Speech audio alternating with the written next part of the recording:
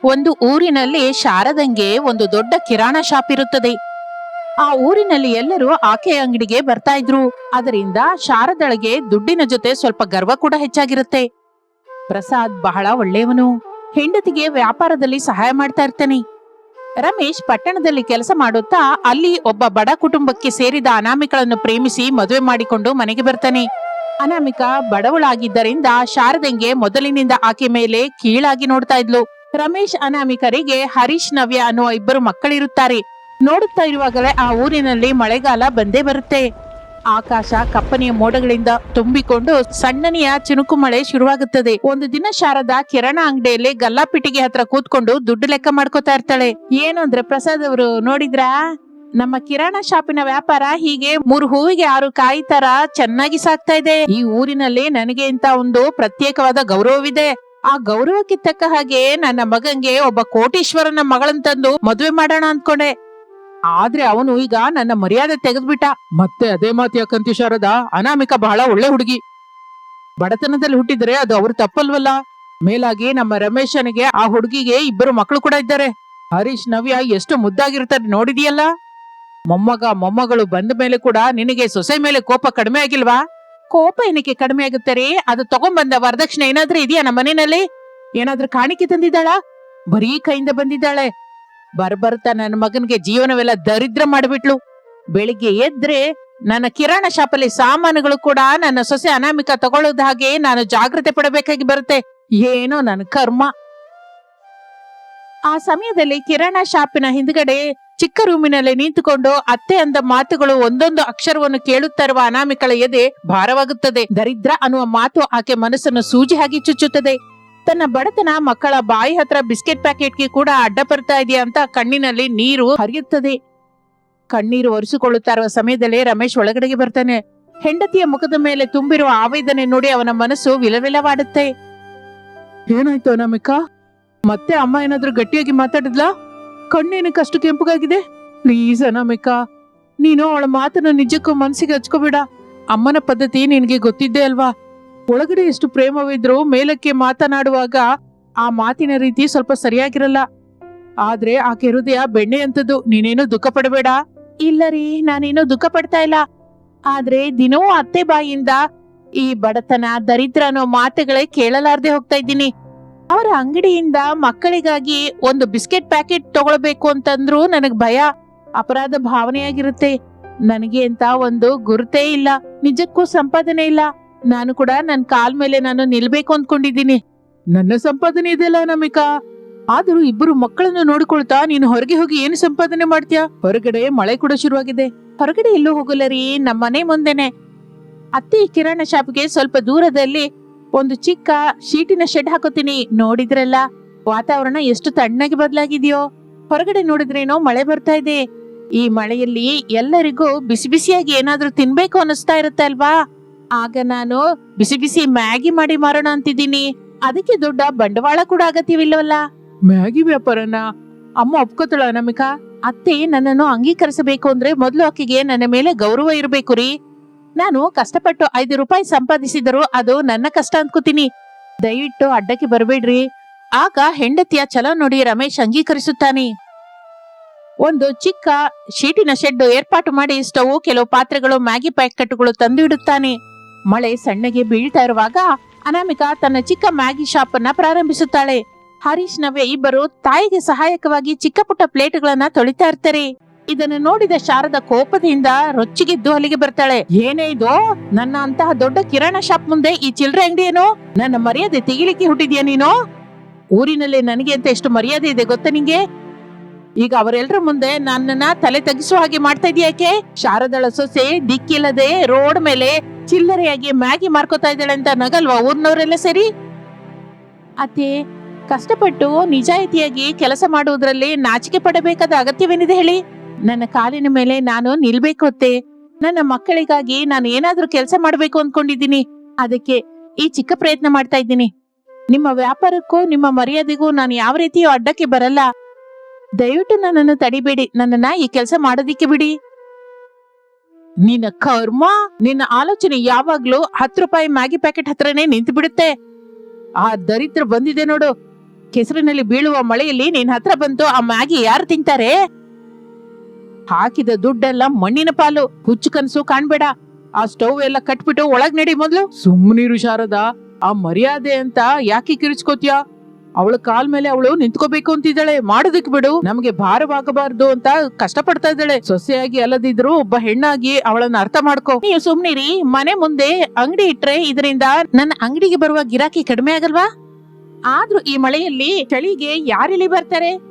ಬೇಗದಲ್ಲಿ ಅವಳಾಗಿ ಅವಳು ಶಾಪನ್ನ ಸುತ್ತಕೊಂಡು ಮೂಲೆಯಲ್ಲಿ ಕೂತ್ಕೊತಾಳೆ ನೋಡಿ. ಹಾಗೆ ಹೇಳಿ ಶಾರದಾ ಕೋಪಿಸಿಕೊಂಡು ತನ್ನ ಶಾಪ್ ಒಳಗೆ ಹೊರಟು ಹೋಗುತ್ತಾಳೆ. ಮಳೆ ಜೋರಾಗಿ ಸ್ವಲ್ಪ ಹೆಚ್ಚಾಗುತ್ತದೆ. ಚಳಿಗಾಳಿ ಬೀಸುತ್ತಾ ಇರುತ್ತದೆ. ಅನಾಮಿಕಾ ಸ್ಟವ್ ಮೇಲೆ ನೀರನ್ನು ಇಟ್ಟು ಮ್ಯಾಗಿ, ಅದರಲ್ಲಿ ಕ್ಯಾರೆಟ್, ಬಟಾಣಿಗಳು ಹಾಕಿ ಘಮಘಮ ಅನ್ನುವ ಮಸಾಲೆಯನ್ನು ಹಚ್ಚಿಸಿ ಮ್ಯಾಗಿ ತಯಾರು ಮಾಡುತ್ತಾಳೆ. ಆ ಚಳಿ ಗಾಳಿಗೆ ಬಿಸಿ ಬಿಸಿ ಮ್ಯಾಗಿ ವಾಸನೆ ಊರೆಲ್ಲ ವ್ಯಾಪಿಸುತ್ತದೆ. ದಾರಿಯಲ್ಲಿ ಹೋಗುವವರು ಆ ವಾಸನೆಗೆ ಆಕರ್ಷಿತರಾಗಿ ಅನಾಮಿಕಾ ಶೆಡ್ ಹತ್ರ ಬರ್ತಾರೆ. ಅಮ್ಮ, ಏನು ಅಷ್ಟು ಗಮ್ಮಂತ ವಾಸನೆ ಬರ್ತಾ ಇದೆ ಮ್ಯಾಗಿನ? ಈ ಮಳೆಯಲ್ಲಿ ಬಿಸಿ ಬಿಸಿಯಾಗಿ ಚೆನ್ನಾಗಿ ಅನಿಸ್ತಾ ಇದೆ. ನಂಗೊಂದು ಪ್ಲೇಟ್ ಕೊಡು. ತಗೊಳ್ಳಿಪ್ಪ, ಬಿಸಿ ಬಿಸಿ ವೆಜಿಟೇಬಲ್ ಮ್ಯಾಗಿ ತುಂಬಾ ಚೆನ್ನಾಗಿರುತ್ತೆ. ಬಿಸಿಯಾಗಿ ಮಳೆಯಲ್ಲಿ ತಿನ್ನಿ. ಏನಮ್ಮ, ನನಗ್ ಕೂಡ ಒಂದ್ ಪ್ಲೇಟ್ ಕೊಡು. ಈ ಮಳೆಯಲ್ಲಿ ಚಳಿಗೆ ನಡುಗ್ತಾ ಇದ್ರಿ ಮ್ಯಾಗಿ ವಾಸನೆ ಪ್ರಾಣ ಎದ್ದ ಬಂದ ಹಾಗೆ ಮಾಡುತ್ತೆ. ಕೂತ್ಕೊಳ್ಳಿ ಅಣ್ಣಯ್ಯ, ಮಳೆಯಲ್ಲಿ ತುಂಬಾ ಒದ್ದೆ ಆಗಿದ್ದೀರಾ. ಸ್ವಲ್ಪ ಮ್ಯಾಗಿ ಜೊತೆ ಬಿಸಿ ಬಿಸಿ ಸೂಪ್ ಕೂಡ ಕೊಡ್ತೀನಿ, ಕುಡಿಬೇಡಿ, ಸ್ವಲ್ಪ ಉಪಶಮನವಾಗುತ್ತೆ. ಹಾಗೆ ಅನ್ನುತ್ತಾ ಬಂದ ಕಸ್ಟಮರ್ ಎಲ್ಲರಿಗೂ ಅನಾಮಿಕಾ ಎಷ್ಟೋ ಆಪ್ಯಾಯತೆಯಿಂದ ಕಿರುನಗೆಯಿಂದ ಬಿಸಿ ಬಿಸಿ ಮ್ಯಾಗಿಯನ್ನ ಬಡಿಸುತ್ತಾಳೆ.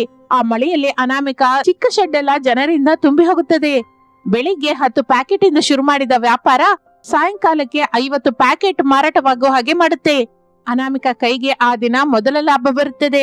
ಮಕ್ಕಳಿಬ್ಬರು ಸಂತೋಷದಿಂದ ಕೇಕೆ ಹಾಕುತ್ತಾರೆ. ಅಮ್ಮ, ನಮ್ಗೆ ಈ ದಿನ ತುಂಬಾ ದುಡ್ಡು ಬಂದಿದೆ ಅಲ್ಲ, ನೀನು ನನ್ಗೆ ಚಾಕ್ಲೇಟ್ ಕೊಡಿಸ್ತೀಯಾ? ನಂಗೆ ರಿಬ್ಬನ್ ಬೇಕಮ್ಮ. ತಪ್ಪದೆ ಕೊಡಿಸ್ತೀನಿ ಮಕ್ಕಳೇ, ಇದು ನಮ್ಮ ಕಷ್ಟ. ನಮ್ಗೆ ಬೇಕಾದ್ದೆಲ್ಲ ಇಲ್ಲೇ ಸಿಕ್ಕತ್ತೆ. ಈ ವೇಳೆ ನನಗೆ ತುಂಬಾ ಸಂತೋಷವಾಗಿದೆ. ಹಾಗೆ ಅಂದುಕೊಳ್ಳುತ್ತಾ ಇರುವಾಗ ದೂರದಿಂದ ತನ್ನ ಕಿರಾಣ ಶಾಪಲ್ಲಿ ಕೂತ್ಕೊಂಡು ಇದನ್ನೆಲ್ಲ ಗಮನಿಸುತ್ತಾಳೆ ಶಾರದಾ. ಒಂದು ಕಡೆ ಆಶ್ಚರ್ಯ, ಇನ್ನೊಂದು ಕಡೆ ಸೊಸೆ ಸಂತೋಷವನ್ನು ನೋಡಿ ಆಕೆ ಮನಸ್ಸಿನಲ್ಲಿ ಏನೋ ತಿಳಿಯದ ಭಾವನೆ. ಪ್ರಸಾದ್ ಆಕೆ ಹತ್ರಕ್ಕೆ ಬರ್ತಾನೆ. ನೋಡಿದ್ಯಾ ಶಾರದಾ, ಆ ಹುಡುಗಿಯ ಹಠಮಾರಿತನ ಹೇಗಿದೆ ಅಂತ? 10 ರೂಪಾಯಿ ಮ್ಯಾಗಿಯಿಂದ ಶುರು ಮಾಡಿ ದಿನದಲ್ಲಿ 100 ರೂಪಾಯಿ ಲಾಭ ತಂದಿದ್ದಾಳೆ. ಅಷ್ಟು ಕಷ್ಟಪಟ್ಟರು ಆಕೆ ಮುಖದಲ್ಲಿ ಎಷ್ಟು ಸಂತೋಷವಿದೆಯೋ ನೋಡು. ನಮ್ಮ ಹತ್ರ ಲಕ್ಷಾಂತರ ರೂಪಾಯಿ ವ್ಯಾಪಾರ ಇದ್ರು ಹೀಗೆ ಈ ತರ ನಗು ಯಾವತ್ತಾದ್ರೂ ನಕ್ಕಿದೀವ ನಾವು? ಏನೋ ರೀ, ನನ್ಗೇನಕ್ಕೂ ಆಶ್ಚರ್ಯವಾಗಿದೆ. ಅಷ್ಟು ಜನ ಕಸ್ಟಮರ್ಸ್ ನ ಅಷ್ಟು ಸಹನೆಯಿಂದ ಹೇಗೆ ನಗುತ್ತಾ ಮಾತಾಡ್ತಾ ಇದ್ದಾಳೆ ನೋಡ್ದೆ ರೀ. ಯಾವೊಬ್ಬರನ್ನು ಬೇಸರಿಸ್ತಾ ಇಲ್ಲ. ನನ್ ಹತ್ರ ಯಾರಾದ್ರೂ ಬಂದು ಒಂದ್ ವಸ್ತು ಕೇಳಿದ್ರೆ ಬೇಸರಿಸ್ಕೊಂಡು ಕೊಡ್ತಾ ಇದ್ದೆ. ಆದ್ರೆ ನನ್ನ ಸೊಸೆ ಅನಾಮಿಕಾ ಮಾತ್ರ ಎಷ್ಟು ಪ್ರೇಮದಿಂದ ಕೊಡ್ತಾ ಇದ್ದಾಳ ನೋಡ್ರಿ. ಅದೇ ಶಾರದಾ ಬಡತನ ಕಲಿಸಿದ ಪಾಠ. ಕಷ್ಟದ ಬೆಲೆ ತಿಳಿದವರು ಎದುರಿನವ್ರನ್ನ ಗೌರವಿಸುತ್ತಾರೆ. ಇಷ್ಟು ದಿನವೂ ನೀನು ಅವಳನ್ನ ಕೀಳಾಗಿ ನೋಡ್ದೆ, ಆದ್ರೆ ಆಕೆಗಿರುವ ವ್ಯಾಪಾರದ ಲಕ್ಷಣ ನಿನಗಿಂತ ದೊಡ್ಡದು. ಅದನ್ನು ಕೇಳಿದ ನಂತರ ಪ್ರಸಾದನ ಮಾತುಗಳು ಶಾರದಳನ್ನು ಆಲೋಚಿಸಲಿಕ್ಕೆ ಬಿಡುತ್ತದೆ. ಮಾರನೇ ದಿನ ಮಳೆ ಮತ್ತಷ್ಟು ಭೀಭತ್ಸವಾಗಿ ಬದಲಾಗುತ್ತದೆ. ರೋಡ್ ಎಲ್ಲ ಜಲಮಯವಾಗುತ್ತದೆ. ಆದರೂ ಸರಿ ಅನಾಮಿಕಾ ತನ್ನ ಶೆಡ್ ತೆಗೆದು ಮ್ಯಾಗಿ ಮಾಡಲಿಕ್ಕೆ ಶುರು ಮಾಡುತ್ತಾಳೆ. ಆ ದಿನ ಮಳೆಗೆ ದಾರಿಯಲ್ಲಿ ಹೋಗ್ತಾ ಇರುವ ಪ್ರಯಾಣಿಕರು, ಕೂಲಿನ ಮಕ್ಕಳು, ಆಫೀಸ್ಗೆ ಹೋಗುವವರು ಬಹಳ ಜನ ಅನಾಮಿಕಳ ಶೆಡ್ ಕೆಳಗೆ ತಲೆಮರೆಸಿಕೊಳ್ಳುತ್ತಾರೆ. ಅವರೆಲ್ಲರಿಗೂ ಮ್ಯಾಗಿ ಆರ್ಡರ್ ಕೊಟ್ಟಿದ್ದರಿಂದ ಅನಾಮಿಕಾ ಒಂದೇ ಸಲಕ್ಕೆ ಗಾಬರಿಯಾಗಿ ಹೋಗುತ್ತಾಳೆ. ಅಮ್ಮ, ಸ್ವಲ್ಪ ಬೇಗ ಕೊಡಮ್ಮ, ಈ ಚಳಿಗಾಳಿಗೆ ಮೈ ಎಲ್ಲ ನಡುಗ್ತಾ ಇದೆ. ಸ್ವಲ್ಪ ಬಿಸಿ ಬಿಸಿ ಮ್ಯಾಗಿ ತಿಂದ್ರೆ ಈ ಚಳಿಯಿಂದ ಪ್ರಾಣ ಎದ್ದು ಬರುತ್ತೆ ಅನ್ಕೋ. ಎಷ್ಟು ಹೊತ್ತಿನಿಂದ ನಿಲ್ಬೇಕು? ಹೌದಮ್ಮ, ನಾನು ಯಾವಾಗ್ಲೂ ಆರ್ಡರ್ ಕೊಟ್ಟೆ. ಇನ್ನು ಪಾತ್ರೆಯಿಂದ ನೀರು ಕೂಡ ಕುದೀತಾ ಇಲ್ಲ. ಯಾಕೆ? ನನ್ನ ಮಕ್ಕಳು ಹಸುವೆನ ತಡಿಲಾರ್ದೆ ಅಳ್ತಾ ಇದ್ದಾರೆ. ಅವಳಿಗೆ ಸ್ವಲ್ಪ ಬೇಗ ಮಾಡಿ ಕೊಡ್ತೀಯ ತಾಯಿ?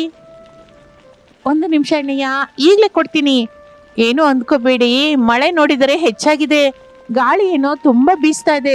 ತವು ಉರಿ ಸರಿಯಾಗಿ ತಗಲ್ತಾ ಇಲ್ಲ. ಉರಿ ಆಗದ ಹಾಗೆ ಅಡ್ಡವಿಟ್ರು ಗಾಳಿ ಹಾಳು ಮಾಡ್ತಾ ಇದೆ. ಸ್ವಲ್ಪ ಸಹನೆ ಇಡಿ ಅಣ್ಣಯ್ಯ. ತಗೊಳ್ಳಿ, ಕ್ಷಣದಲ್ಲಿಯೇ ಬಿಸಿ ಬಿಸಿಯಾಗಿ ಸಿದ್ಧ ಮಾಡ್ತಾ ಇದ್ದೀನಿ. ಹಾಗೆ ಅನ್ನುತ್ತಾ ಸ್ಟವ್ ಮೇಲೆ ಪಾತ್ರೆಗಳನ್ನು ಬದಲಾಯಿಸುತ್ತಾ ಕುದಿತಾ ಇರುತ್ತಾ ಮ್ಯಾಗಿಯನ್ನು ಕಲಸುತ್ತಾ ಅನಾಮಿಕಾ ಬೆವರು ಸುರಿಸುತ್ತಾ ಕಷ್ಟಪಡ್ತಾ ಇರ್ತಾಳೆ. ಮ್ಯಾಗಿ ಪ್ಯಾಕೆಟ್ಗಳು ಕೂಡ ಆಗಿ ಹೋಗುತ್ತದೆ. ಹರೀಶ್ ನವೇರು ಒದ್ದಾಡುತ್ತಾ ಇರುವ ತಾಯಿಯನ್ನು ನೋಡಿ ಭಯಪಡುತ್ತಾರೆ. ಇದೆಲ್ಲ ನೋಡ್ತಾ ಇರುವ ಶಾರದಂಗೆ ಮನಸ್ಸು ಕರಗುತ್ತದೆ. ತನ್ನ ಕಿರಾಣ ಶಾಪ್ನಿಂದ ಒಂದು ದೊಡ್ಡ ಮ್ಯಾಗಿ ಬಾಕ್ಸ್, ಕೆಲವು ತರಕಾರಿಗಳನ್ನು ಹಿಡಿದುಕೊಂಡು ಗಬಗಬ ಅನಾಮಿಕಳ ಶೆಡ್ಡೊಳಗೆ ಬರ್ತಾಳೆ. ಅಮ್ಮ ಅನಾಮಿಕಾ, ತಪ್ಕೋ. ನೀನು ಒಂದು ಪಕ್ಕದಲ್ಲಿ ಈರುಳ್ಳಿ, ಕ್ಯಾರೆಟ್ ಹಚ್ತಾ ಇರು. ನಾನು ದೊಡ್ಡ ಪಾತ್ರೆಯಲ್ಲಿ ಮ್ಯಾಗಿನ ಕುದಿಲಿಕ್ಕೆ ಇಡ್ತೀನಿ. ಅದೇ ನೀವೇನೇ ಕಡೆ, ಇದೆಲ್ಲ ನಾನು ಮಾಡ್ಕೋತೀನಿ ಬಿಡಿ. ನಿಮ್ಮ ಬಟ್ಟೆ ಹಾಳಾಗಿ ಹೋಗುತ್ತೆ, ಹೊಗೆ ಕೂಡ ತುಂಬಾ ಬರುತ್ತೆ. ಪರವಾಗಿಲ್ಲ ಕಣೆ. ಅತ್ತೆ ಪಕ್ಕದಲ್ಲಿ ಇಟ್ಕೊಂಡು ನೀನೊಬ್ಳೆ ಅಷ್ಟೊಂದು ಜನಕ್ಕೆ ಬಡಿಸ್ತೀಯಾ? ನನ್ನ ಅಂಗಡಿಯಲ್ಲಿ ಸಾಮಾನು ಹೋಗುತ್ತೆ ಅಂತ ಭಯಪಟ್ಟೆ, ಆದ್ರೆ ಈಗ ಅಂಗಡಿಯಲ್ಲಿರುವ ಸಾಮಾನೆಲ್ಲ ನಿನ್ನ ಮ್ಯಾಗಿ ವ್ಯಾಪಾರಕ್ಕೆ ಕೊಡ್ತೀನಿ, ಬೇಗ ಮಾಡು. ಜನ ಎದುರು ನೋಡ್ತಾ ಇದ್ದಾರೆ. ಆಗ ಶಾರದಾ ಹಾಗೆ ಅನ್ನುತ್ತಾ ಇರುವಾಗಲೇ ಅನಾಮಿಕಳ ಕಣ್ಣಿನಲ್ಲಿ ನೀರು ಬರುತ್ತದೆ.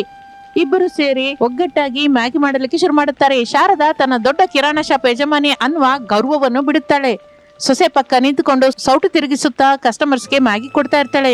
ಆ ಮಳೆಯಲ್ಲಿ ಅತ್ತೆ ಸೊಸೆಯರಿಬ್ಬರು ಸೇರಿ ಮಾಡಿದ ಆ ಬಿಸಿ ಬಿಸಿ ಮ್ಯಾಗಿ ತಿಂದು ಜನಗಳು ಎಷ್ಟೋ ಸಂತೋಷದಿಂದ ಹೊರಟು ಹೋಗುತ್ತಾರೆ. ಇನ್ನು ರಾತ್ರಿ ಆಗುತ್ತದೆ. ವ್ಯಾಪಾರ ಮುಗಿಸಿಕೊಂಡು ಮನೆಯೊಳಗೆ ಬರ್ತಾರೆ. ಶಾರದಾ ಅನಾಮಿಕಳನ್ನ ಹತ್ರಕ್ಕೆ ಕರ್ಕುತ್ತಾಳೆ. ನನ್ನನ್ನು ಕ್ಷಮಿಸಮ್ಮ ಅನಾಮಿಕಾ, ಇಷ್ಟು ದಿನವೂ ನಿನ್ನನ್ನು ಎಷ್ಟೋ ಚುಚ್ಚು ಅಂತ ಮಾತಾಡ್ದೆ, ನಿನ್ನ ಬಡತನ ನೋಡಿ ವ್ಯಂಗ್ಯ ಮಾಡಿದೆ. ಆದ್ರೆ ಈ ದಿನ ನಿನ್ನ ಕಷ್ಟವನ್ನು ನೋಡಿದ ಮೇಲೆ ನನಗೆ ನನ್ನ ತಪ್ಪು ತಿಳಿಯಿತು. ನಿನ್ನ ಕಷ್ಟವೇ ನಿನಗೆ ಈ ದಿನ ಇಷ್ಟು ಲಾಭ ತಂದು ಕೊಟ್ಟಿದೆ. 10 ರೂಪಾಯಿ ಬಂದ್ರು ಅದರಲ್ಲಿ ಎಷ್ಟು ಸಂತೋಷವಿರುತ್ತೋ ಈ ದಿನವೇ ನೋಡಿದೆ ಅಮ್ಮ. ಅಯ್ಯೋ ಅತ್ತೆ, ನನ್ನನ್ನು ಕ್ಷಮಾಪಣೆ ಕೇಳ್ಬಿಡಿ. ನೀವು ಯಾವಾಗಲೂ ನನಗೆ ತಾಯಿ ಅಂತವ್ರು. ನಾನು ನನ್ನ ಕಾಲಿನ ಮೇಲೆ ನಿಲ್ಬೇಕು ಅಂತ ಒಂದು ಚಿಕ್ಕ ಪ್ರಯತ್ನ ಮಾಡಿದೆ, ಅದು ಕೂಡ ನನ್ನ ಮಕ್ಕಳಿಗಾಗಿ ಅಷ್ಟೇ ಹೊರತು ನಿಮ್ಮನ್ನು ಕೀಳಾಗಿ ನೋಡ್ಬೇಕು ಅಂತಲ್ಲ ಅತ್ತೆ. ನೋಡಿದ್ಯಾ ಶಾರದಾ, ಇದು ನಮ್ಮ ಸೊಸೆ ಅನಾಮಿಕಳ ಮನಸ್ಸು. ಕಷ್ಟಪಡುವ ಗುಣವಿದ್ರೆ ಯಾವ ವ್ಯಾಪಾರವಾದ್ರೂ ಮೇಲಕ್ಕೆ ಬರ್ತಾರೆ. ಹೌದು ಅಮ್ಮ, ಅನಾಮಿಕಾ ಯಾವಾಗ್ಲೂ ನಿನ್ನ ಗೌರವವನ್ನು ನಿಲ್ಲಿಸಬೇಕು ಅಂದ್ಕೋತಾಳೆ ಹೊರತು ನಿನ್ನ ಯಾವಾಗ್ಲೂ ತಪ್ಪಾಗಿ ಅಂದಿಲ್ಲ. ನನಗೆ ಅರ್ಥವಾಯ್ತು ಕಣೋ, ಅದಕ್ಕೆ ನನಗೆ ಚಿಕ್ಕ ಆಲೋಚನೆ ಬಂದಿದೆ ಅನಾಮಿಕಾ. ನಿನ್ನ ಮ್ಯಾಗಿ ವ್ಯಾಪಾರ ತುಂಬಾ ಚೆನ್ನಾಗಿದೆ. ನಾಳೆಯಿಂದ ಆ ಚಿಕ್ಕ ಶೀಟಿನ ಶೆಡ್ ಅನ್ನ ತೆಗೆದು ಬಿಡೋಣ. ನಾಳೆಯಿಂದ ನನ್ನ ರಿಟೇಲ್ ಶಾಪ್ ಅನ್ನೇ ದೊಡ್ಡದಾಗಿ ಮಾಡ್ಕೊಂಡು ಅದರಲ್ಲಿ ಒಂದು ಕಡೆ ನಿನಗಾಗಿ ಒಂದು ಅಂದವಾದ ಫುಡ್ ಸ್ಟಾಲ್ ಇಟ್ಕೊಡ್ತೀನಿ. ಸಾಮಾನುಗಳೆಲ್ಲ ನನ್ನ ಅಂಗಡಿಯಿಂದಲೇ ಬರುತ್ತೆ ಕಣೆ, ಲಾಭಗಳೆಲ್ಲ ನಿನ್ನ ಮ್ಯಾಗಿಯಿಂದ ಬರುತ್ತೆ. ಅತ್ತೆ ಸೊಸೆಯರಿಬ್ಬರು ಸೇರಿಕೊಂಡು ವ್ಯಾಪಾರ ಅಭಿವೃದ್ಧಿ ಮಾಡ್ಕೊಳ್ಳೋಣಮ್ಮ, ಏನಂತೀಯ? ಅತ್ತೆ ನಿಜವಾಗಿನಾ? ನನಗೆ ಇದಕ್ಕಿಂತ ಏನ್ ಬೇಕು ಹೇಳಿಯತ್ತೆ. ನಿಮ್ಮ ಆಶೀರ್ವಾದ ನನಗಿದ್ರೆ ಸಾಕು. ನಾನು ರಾತ್ರಿ ಹಗಲು ಕಷ್ಟಪಟ್ಟು ನಮ್ಮ ವ್ಯಾಪಾರವನ್ನು ಮೇಲಕ್ಕೆ ತರ್ತೀನಿ. ಅಂದ್ರೆ ಇವತ್ತಿಂದ ನಾವು ಅಜ್ಜಿ ಅಂಗಡಿನಲ್ಲಿ ಬಿಸ್ಕೆಟ್ ಕೂಡ ತಿನ್ಬಹುದಾ? ನಿಮಗೆ ಬಿಸ್ಕೆಟ್ಸು ಚಾಕ್ಲೇಟ್ಸ್ ಅಷ್ಟೇ ಅಲ್ವಾ ಕಣೋ, ನಿಮ್ಮ ಅಪ್ಪ ಪ್ರಾಣ ಕೇಳಿದ್ರು ಕೊಡ್ತಾ ಇರ್ತೀನಿ. ಇದು ನಿಮ್ಮನೆ, ನಿಮ್ಮ ಅಂಗಡಿ ಕಣೋ ಮಕ್ಕಳೇ. ಹಾಗೆ ಮಳೆಯಲ್ಲಿ ಶುರುವಾದ ಒಂದು ಚಿಕ್ಕ ಮ್ಯಾಗಿ ಶಾಪು ಅತ್ತೆ ಸೊಸೆಯರ ಮಧ್ಯೆ ಇರುವ ಆಘಾತವನ್ನು ಕಡಿಮೆ ಮಾಡುತ್ತದೆ. ಶಾರದಾ ಗರ್ವವನ್ನು ಕಳೆದು ಅನಾಮಿಕಳ ಕಷ್ಟಕ್ಕೆ ಗೌರವ ಕೊಡುತ್ತಾಳೆ. ಶಾರದಾ ಅಂಗಡಿ, ಅನಾಮಿಕಳ ಫುಡ್ ಸ್ಟಾಲ್ ಎರಡು ಸೇರಿ ಊರಿನಲ್ಲಿ ಅತ್ಯಂತ ಆದರ ಹೊಂದುತ್ತದೆ. ಇಬ್ಬರು ಸೇರಿ ವ್ಯಾಪಾರವನ್ನು ಎಷ್ಟೋ ಗೌರವದಿಂದ ದೊಡ್ಡದಾಗಿ ಅಭಿವೃದ್ಧಿ ಮಾಡುತ್ತಾರೆ. ಅನಾಮಿಕಳ ಕೈ ಅಡಿಗೆ ಶಾರದಳ ವ್ಯಾಪಾರದ ಬುದ್ಧಿವಂತಿಕೆ ಸೇರಿ ಅವರಿಗೆ ಒಳ್ಳೆ ಲಾಭವನ್ನೇ ತರುತ್ತದೆ. ಆ ಕುಟುಂಬವೆಲ್ಲ ಸೇರಿ ಕಲೆತು ಬೆರೆತು ಕಷ್ಟ ಸುಖಗಳನ್ನು ಹಂಚಿಕೊಳ್ಳುತ್ತಾ ಬಡತನದ ಛಾಯೆಯನ್ನು ದಾಟಿ ಸಂತೋಷದಿಂದ ಆನಂದದಿಂದ ಜೀವನ ಸಾಗಿಸುತ್ತಾರೆ. ಇದು ಇಂದಿನ ಕತೆ. ಮತ್ತೊಂದು ಆಸಕ್ತಿಕರ ಕಥೆ ಜೊತೆ ಮತ್ತೆ ಸೇರೋಣ. ಅಲ್ಲಿವರೆಗೂ ವಿರಾಮ. ನಮಸ್ತೆ.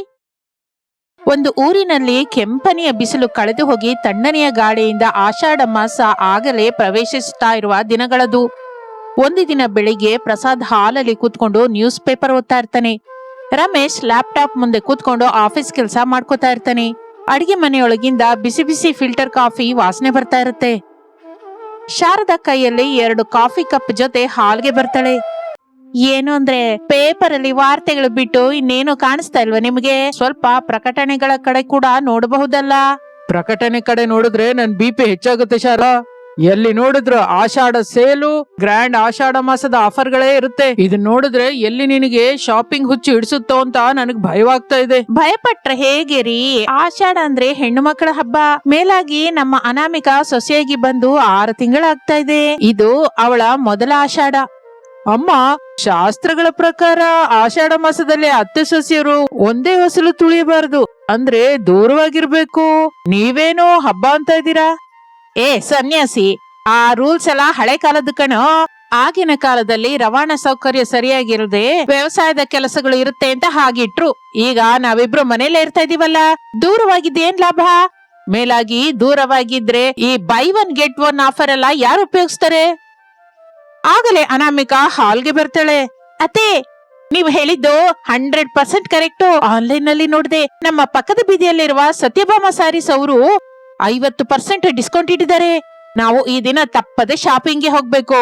ಅಮ್ಮ ಅನಾಮಿಕಾ, ಆ 50% ಆಫರ್ ಅನ್ನೋದು ಅವರ ರೇಟ್ಗಳು ಡಬಲ್ ಮಾಡಿ ಅದರಲ್ಲಿ ಅರ್ಧ ಕೊಡ್ತಾರಮ್ಮ. ಅದು ನಿಜಕ್ಕೂ ಆಫರೇ ಅಲ್ಲ, ನನ್ನ ಜೇಬಿಗೆ ಕನ್ನ. ಅಯ್ಯೋ ಮಾವಯ್ಯ, ನೀವೇನಕ್ಕೆ ಗಾಬರಿ ಆಗ್ತೀರಾ? ಈ ದಿನ ನಾನು ರಮೇಶನ ಕ್ರೆಡಿಟ್ ಕಾರ್ಡ್ ಉಪಯೋಗಿಸ್ತೀನಿ. ಹೌದಾ ರಮೇಶ್? ನನ್ನ ಕಾರ್ಡ್ಗೆ ಆಗ್ಲೇ ಗ್ರಹಣ ಹಿಡಿದಿದ್ದೆ ಅನಾಮಿಕಾ.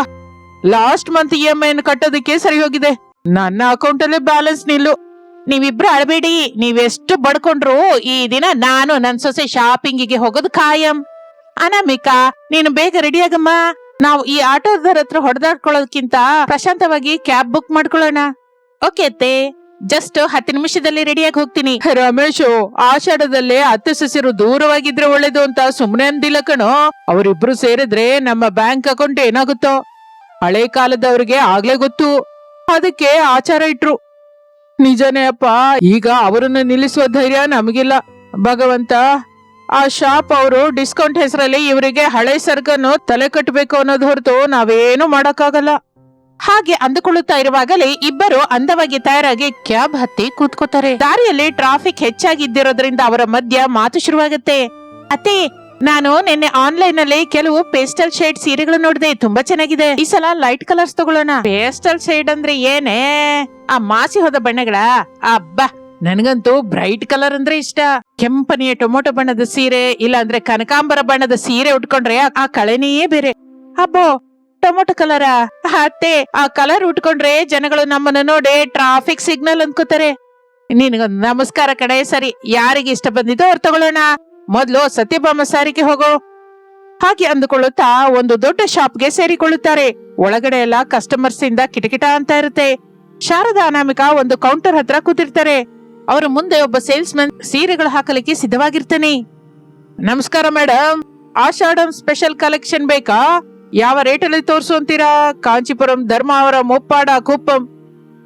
ನಿಲ್ಸಪ್ಪ, ಊರುಗಳ ಹೆಸರೆಲ್ಲ ಒಂದೇ ಸಲ ಹೇಳಿ ಸಾಯ್ಬೇಡ. ಮೊದ್ಲು ನನ್ಗೊಂದು ಒಳ್ಳೆ ಕನಕಾಂಬರ ಬಣ್ಣದಲ್ಲಿ ಅಂಚಿಗೆ ಮಾವಿನಕಾಯಿ ಇರುವ ರೇಷ್ಮೆ ಸೀರೆ ತೋರ್ಸು. ನನ್ಗೊಂದು ಲೈಟ್ ಲ್ಯಾವೆಂಡರ್ ಕಲರ್ ಅಲ್ಲಿ ಪ್ಲೇನ್ ಜಾರ್ಜೆಟ್ ಸೀರೆ, ಮೇಲೆ ಸಿಲ್ವರ್ ಜರಿ ವರ್ಕ್ ಇರೋದು ತೋರ್ಸು ಭಯ್ಯ. ಒಬ್ಬರಿಗೆ 80s ಅಂತ ಟೇಸ್ಟ್, ಇನ್ನೊಬ್ಬರಿಗೆ ಇನ್ಸ್ಟಾಗ್ರಾಮ್ ಟೇಸ್ಟ್. ಇಬ್ಬರಿಗೂ ಒಂದೇ ಸಲ ಹೇಗೆ ತೋರಿಸ್ಲೋ ದೇವ್ರೆ ಎಂದು ಸೇಲ್ಸ್ ಮನ್ ಅಂದುಕೊಂಡು ಶಾರದಾ ಅನಾಮಿಕರ ಜೊತೆ ಹೀಗಂತಾನೆ. ತಗೊಳ್ಳಿ ಮೇಡಮ್, ನೀವು ಕೇಳಿದ ಕನಕಾಂಬರ ಬಣ್ಣದ ಸೀರೆ. ಏನಯ್ಯ, ನಿನ್ಗೆ ಬಣ್ಣದ ಮೇಲೆ ಅವಗಾಹನೆ ಇದೆಯಾ ಇಲ್ವಾ? ಇದು ಕನಕಾಂಬರ ಬಣ್ಣ ಅಲ್ಲ, ಬರದಲ್ಲಿ ಒಣಗಿ ಹೋದ ಕ್ಯಾರೆಟ್ ಬಣ್ಣದ ಆಗಿದೆ. ನನಗೆ ನಿಜಕ್ಕೂ ಇಷ್ಟವಿಲ್ಲ. ನನ್ನ ಲ್ಯಾವೆಂಡರ್ ಕಲರ್ ಸೀರೆ ಇಲ್ಲಿ ಭಯ್ಯ. ಮೇಡಮ್ ತಗೊಳ್ಳಿ, ಇದು ಎಕ್ಸಲೆಂಟ್ ಪೀಸು. ಚಿಚಿ, ಇದು ಲ್ಯಾವೆಂಡರ್ ಏನು ಹಾಸ್ಪಿಟಲ್ ಬೆಡ್ಶೀಟ್ ಕಲರ್ ಆಗಿದೆ. ಮೇಲಾಗಿ ಸಿಲ್ವರ್ ಜರಿ ಏನು ತಗಡಿನ ಡಬ್ಬಕ್ಕೆ ಬಣ್ಣ ಹಾಕಿದ ಹಾಗೆ ಮಿಂಚ್ತಾ ಇದೆ. ಅತ್ತೆ, ಇಲ್ಲಿ ಕಲೆಕ್ಷನ್ ನಿಜಕ್ಕೂ ಚೆನ್ನಾಗಿಲ್ಲ. ಡಿಸೈನ್ಸ್ ಎಲ್ಲ ಔಟ್ಡೇಟೆಡ್ ಆಗಿದೆ. ನಾವು ಬೇರೆ ಶಾಪ್ಗೆ ಹೋಗೋಣ ಬನ್ನಿ. ಹೌದು ಕಣೆ, ಇವನಿಗೆ ಕನಕಾಂಬರ ಬಣ್ಣಕ್ಕೂ ಕ್ಯಾರೆಟ್ ಬಣ್ಣಕ್ಕೂ ಭೇದ ಗೊತ್ತಿಲ್ಲ. ಬಾಬಾ, ಇನ್ನೊಂದ್ ಕಡೆ ಹೋಗೋಣ. ಆ ಸಮಯದಲ್ಲಿ ಸೇಲ್ಸ್ ಮನ್ ಬದುಕಿದೆಯ ಜೀವವೇ ಎಂದು ಅವರಿಗೆ ನಮಸ್ಕಾರ ಹಾಕುತ್ತಾನೆ. ಇನ್ನು ಇಬ್ಬರು ಹೊರಗೆ ಬರುತ್ತಾರೆ. ಆಗ ಅವರು ಪಕ್ಕದಲ್ಲಿ ಇರುವ ಮತ್ತೊಂದು ದೊಡ್ಡ ಶಾಪ್ಗೆ ಹೋಗ್ತಾರೆ. ಅಲ್ಲಿ AC ಗಾಳಿಗೆ ಸ್ವಲ್ಪ ರಿಲ್ಯಾಕ್ಸ್ ಆಗ್ತಾರೆ. ಈ ಸಲ ಇನ್ನೊಂದು ಸೀನಿಯರ್ ಸೇಲ್ಸ್ ಮನ್ ಅವರಿಗೆ ಅಟೆಂಡ್ ಮಾಡ್ತಾನೆ. ಬನ್ನಿ ಮೇಡಮ್, ನಮ್ಮ ಹತ್ರ ಆಷಾಢಕ್ಕೆ ಸಂಬಂಧಿಸಿದ ಎಕ್ಸ್ಕ್ಲೂಸಿವ್ ಕಲೆಕ್ಷನ್ ಇದೆ. ಎಲ್ಲಿಯೂ ಸಿಕ್ಕಲ್ಲ ನಿಮ್ಗೆ. ಎಲ್ರೂ ಎಲ್ಲಿ ಸಿಕ್ಕಲ್ಲ ನಿಮ್ಗೆ ಅಂತ ತಲೆ ಕಟ್ತಾರೆ ಹೊರತು ಮೊದ್ಲು ಆಫರ್ ಇಲ್ಲಿರುವ ಒಳ್ಳೆ ಫ್ಯಾನ್ಸಿ ಸಿಲ್ಕ್ ಸೀರೆ ತೆಗಿ. ಆಫರ್ ಅಲ್ಲಿ ಇದೆ ಅಂದ್ರೆ ಹಳೆ ಈ ಸ್ಟಾಕ್ ಆಗಿ ಹೋಗಿದ್ದು ಹರಿದು ಹೋಗಿದ್ದು ಕೊಡ್ತಾರೇನೋ. ನಮ್ಗೆ ಕಣ್ಣಿದೆ, ಜಾಗ್ರತೆ. ಅಯ್ಯೋ ಇಲ್ಲ ಮೇಡಮ್, ತಗೊಳ್ಳಿ. ಈ ಬ್ಲೂ ಕಲರ್ ನೋಡಿ, ನಿಮ್ಗೆ ತುಂಬಾ ಚೆನ್ನಾಗಿರುತ್ತೆ. ಹೌದು ಅತ್ತೆ, ಈ ಡಾರ್ಕ್ ಬ್ಲೂ ನಿಮಗೆ ಚೆನ್ನಾಗಿ ಸೆಟ್ ಆಗತ್ತೆ. ಅಯ್ಯೋ, ನಿನ್ ತಲೆ ಕೆಟ್ಟಿದ್ಯೇನೆ. ಈ ವಯಸ್ಸಲ್ಲಿ ಆ ಡಾರ್ಕ್ ಬ್ಲೂ ಉಟ್ಕೊಂಡ್ರೆ ನನ್ನ ನೋಡಿ ಮುದಿ ನವಿಲು ಅಂದ್ಕೋತಾರೆ. ನನ್ಗೆ ಆ ಮಸ್ಟರ್ಡ್ ಎಲ್ಲೋ ಸೀರೆ ತೋರ್ಸಯ್ಯ.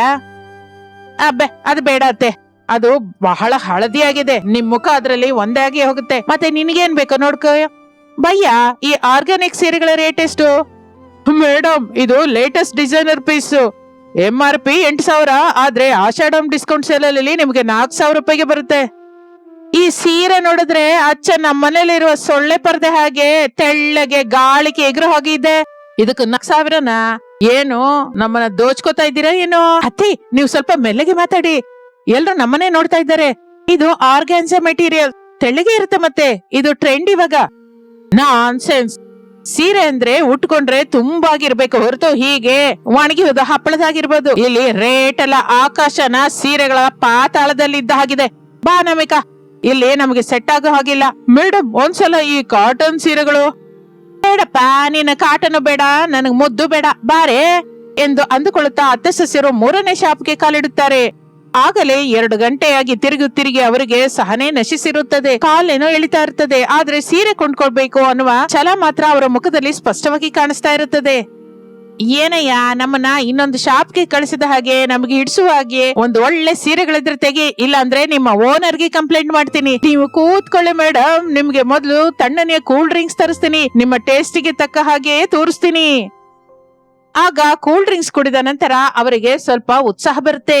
ಸೇಲ್ಸ್ ಮ್ಯಾನ್ ಒಂದು 10 ಸೀರೆಗಳು ಅವ್ರ ಮುಂದೆ ಹರಡಿಸ್ತಾನೆ. ವಾವ್ ಅತ್ತೆ, ಇಲ್ಲಿ ಕಲೆಕ್ಷನ್ ನಿಜವಾಗಿ ಚೆನ್ನಾಗಿದೆ.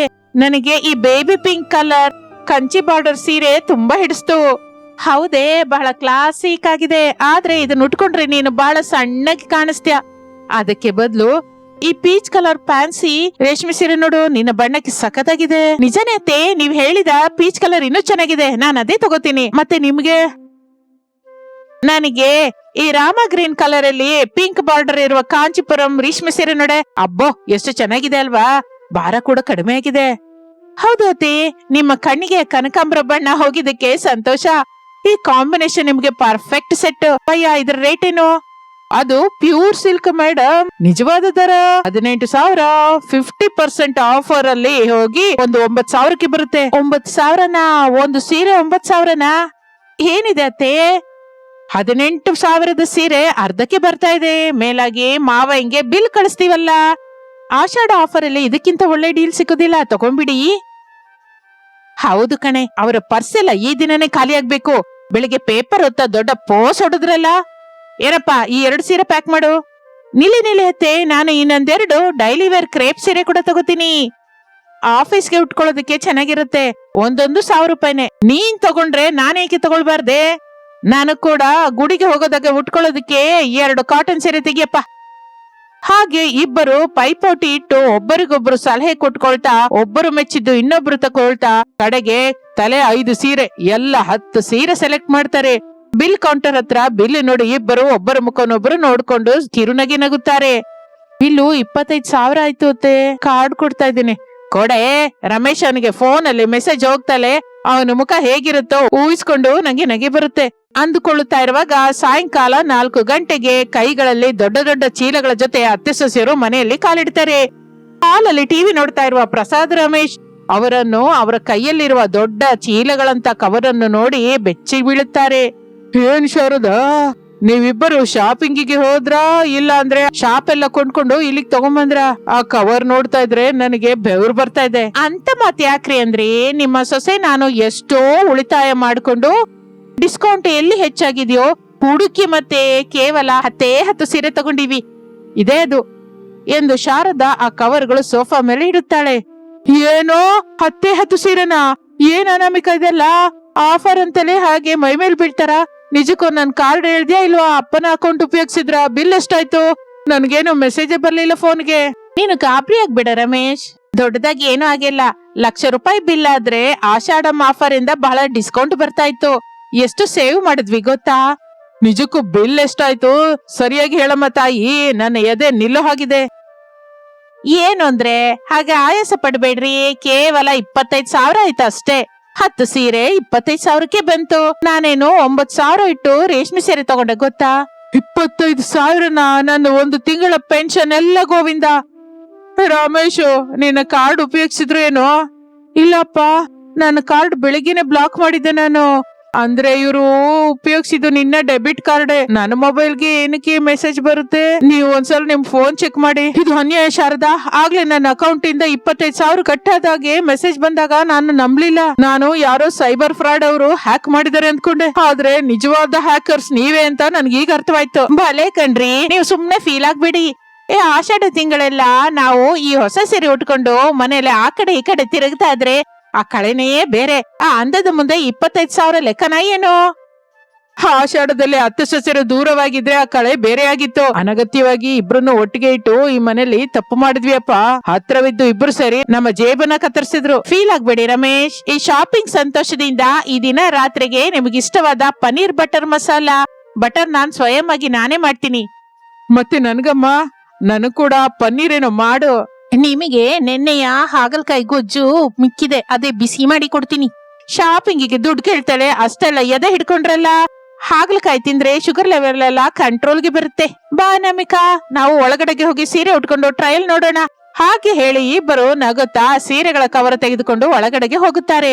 ಪ್ರಸಾದ್ ರಮೇಶ್ ಒಬ್ಬರ ಮುಖನೊಬ್ಬರು ನೋಡ್ಕೊಂಡು, ಹೆಂಗಸರ ಶಾಪಿಂಗ್ ಮುಂದೆ ಗಂಡಸರ ಜಯಬು ಯಾವಾಗ್ಲೂ ಸೋತು ಹೋಗಲೇಬೇಕು ಎಂದು ನಗುತ್ತಾರೆ. ಹಾಗೆ ಆಷಾಢ ಮಾಸ 10 ಸಸ್ಯರ ಶಾಪಿಂಗ್ ಇಂದ ಶುರುವಾಗಿ ಪ್ರಸಾದ್ ರಮೇಶರ ಜೇಬನ್ನ ಖಾಲಿ ಮಾಡುತ್ತಾ ಆ ಮನೆಯಲ್ಲಿ ಸುಖ ಸಂತೋಷದಿಂದ ನಗುವಿಂದ ವರ್ಧಿಸುತ್ತದೆ. ಈ ಹೊಸ ರೀತಿಯ ಅತ್ತೆ ಸೊಸೆಯರು ಆಷಾಢದಲ್ಲಿ ದೂರದಲ್ಲಿರುವುದು ಪಕ್ಕದಲ್ಲಿಟ್ಟು ಒಟ್ಟಾಗಿ ಶಾಪಿಂಗ್ ಮಾಡ್ತಾ ಹೊಸ ಟ್ರೆಂಡ್ ಸೃಷ್ಟಿಸುತ್ತಾರೆ. ಇದು ಇಂದಿನ ಕತೆ. ಮತ್ತೊಂದು ಆಸಕ್ತಿಕರ ಕತೆ ಜೊತೆ ಮತ್ತೆ ಸೇರೋಣ. ಅಲ್ಲಿವರೆಗೂ ವಿರಾಮ. ನಮಸ್ತೆ.